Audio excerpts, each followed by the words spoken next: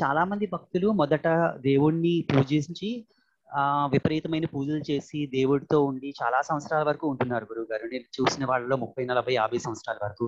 కానీ తర్వాత వాళ్ళు అనుకున్నవి జరగలేదని, వాళ్ళు అనుకున్నవి ఏవో కొన్ని చెడు సంఘటనలు జరగడం వల్ల వాళ్ళ విపరీతమైన ద్వేషం పెంచేసుకున్నారు. అసలు పూజలు మానేసి అండ్ దైవంకి పూర్తిగా దూరంగా జరిగిపోయారు గురువు గారు. అంటే వాళ్ళ పరిస్థితి ఏమవుతుంది అనేది నా ప్రశ్న గురువు గారు. పరిస్థితి కంటే ముందుగా మనం తెలుసుకోవాల్సింది ఏమిటంటే, అక్కడ ఆర్తుడు అర్ధార్థి అని మనకి చెప్పారు కదా. నిజంగా మనకి ఏదైనా కోరిక ఉన్నా, మనకి ఏదైనా కష్టం ఉన్నా భగవంతుడిని ఆశ్రయిస్తాం. భగవంతుడిని ఆశ్రయించినంత మాత్రాన మన కోరిక ఖచ్చితంగా తీరాలనేవి లేదు. నాకు కోట్లు కావాలనుకున్నాం, కోట్లు కావాలనుకుంటే భగవంతుడు కోట్లు కోట్లు కుమ్మరిస్తాడా? కుమ్మరించడు కదా. మన కోరికలకి మనకు ఉన్నటువంటి ప్రారంధానికి సంబంధం ఉండాలి.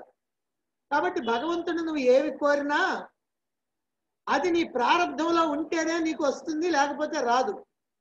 ఈ విషయం తెలియక చాలా మంది ఏమనుకుంటారంటే, అజ్ఞానంలో భగవంతుడిని మనం కోరుకుంటే భగవంతుడు మనకి ఇవ్వాలా.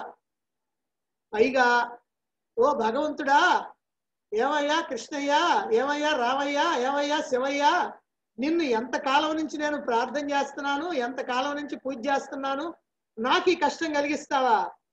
నువ్వు మనిషివా, దేవుడివా, బండరాయివా అని తిట్టేటువంటి వాళ్ళు కూడా ఉన్నారు. ఎందుకని? వాళ్ళ కోరిక తీరటం ప్రధానమే కానీ అక్కడ భగవంతుడు, ఆయన సర్వశక్తివంతుడు అనేటువంటి భావన లేదు. అందుకనే నిన్న శ్లోకం చెప్పేటప్పుడు కూడా ఏం చెప్పామనంటే, కేవలం కోరుకోవటం మాత్రమే కాకుండా ఆ భగవంతుడి మీద భక్తి కూడా ఉండాలి అని చెప్పటం.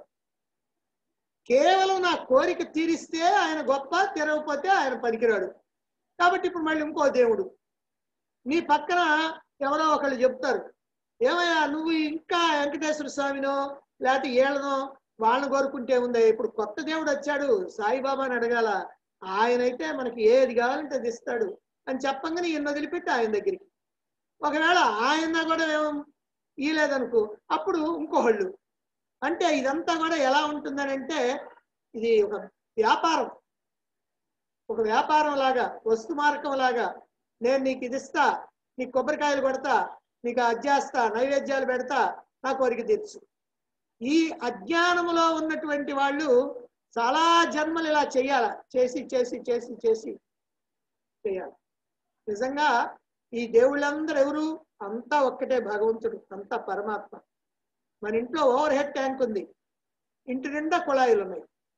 ఓవర్ హెడ్ ట్యాంకులో నీళ్ళుంటే నువ్వు కిచెన్లో కుళాయి తిప్పినా, బాత్రూంలో కుళాయి తిప్పినా, బెడ్రూమ్లో కుళాయి తిప్పినా, ఏ రూమ్లో ఉన్న కుళాయి తిప్పినా నీళ్ళు వస్తాయి. వాళ్ళు ఓవర్ హెడ్ ట్యాంకులో ఉండాలి. కాబట్టి ఓవర్ హెడ్ ట్యాంక్ పరమాత్మ. ఆ సంగతి తెలీదు. మనం ఏం చేస్తున్నాం? ఈ కుళాయి మంచిది కాదు, ఆ కుళాయి మంచిది కాదు అంటున్నామే కానీ అసలు అక్కడ నీళ్ళు లేవు అని అనుకోవటం.